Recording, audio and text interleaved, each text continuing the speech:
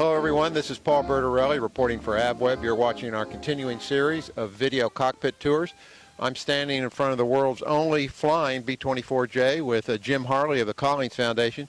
Jim, this airplane has an interesting history, an actual combat history during World War II, although not with the U.S. forces. Is that correct? That's right. It was built in August of 1944. It consolidated at Fort Worth, Texas, and it went straight to the RAF.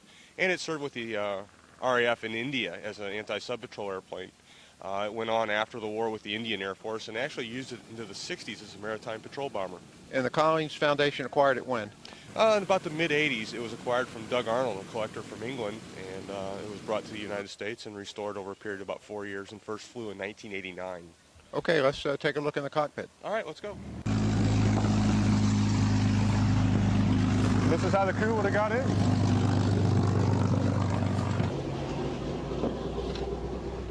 Well, we're sitting in the cockpit of the B-24, and as you can see, it's kind of roomy. I'm sitting in the co-pilot seat, and as we scan from right to left, you'll see all the engine instruments on this side and the flight instruments on the left.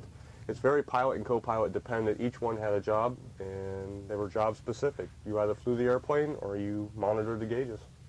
And we're looking at the pilot side of the aircraft, the cockpit, and you'll see that no real rhyme or reason to it, but that's the way they did it during World War II, and it's really stock. We do have a couple instruments that are modern. We have a modern VOR head, but that's about it.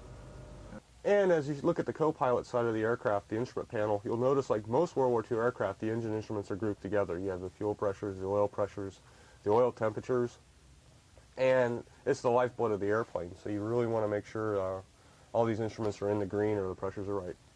Looking at the center console, and it includes all the engine instruments. We have the mixture controls, the throttles, the turbos, the propeller governor switches, the intercoolers for the turbo system, the cowl flaps, the emergency hydraulic pump. We get down to the rudder trim, the lights, and the landing gear lights.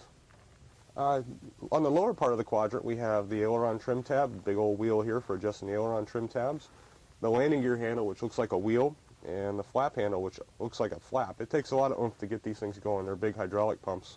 Below that we have the parking brake, the emergency bomb pull, which doesn't work anymore, and the control lock, so the gust lock, so it doesn't blow around in the wind.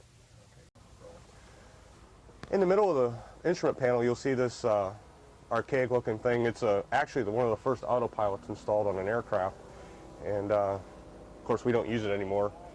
Nowadays, we hide our modern Garmin 480 and our transponder behind it for today's safety. So what's it like to fly a B-24 Liberator? Well, it's heavy on the controls. It's not hydraulically boosted at all. It's very sensitive but heavy in pitch, fairly light in roll, but you have to lead it. It's not like a light airplane. You really have to anticipate turns, and overall it flies very nice once you get used to it. And my name is Jim Harley for the Collings Foundation. The Collings Foundation B-24 is touring the U.S. To find out more, log on to collingsfoundation.org. Thanks for watching AVweb's Cockpit Video Tours.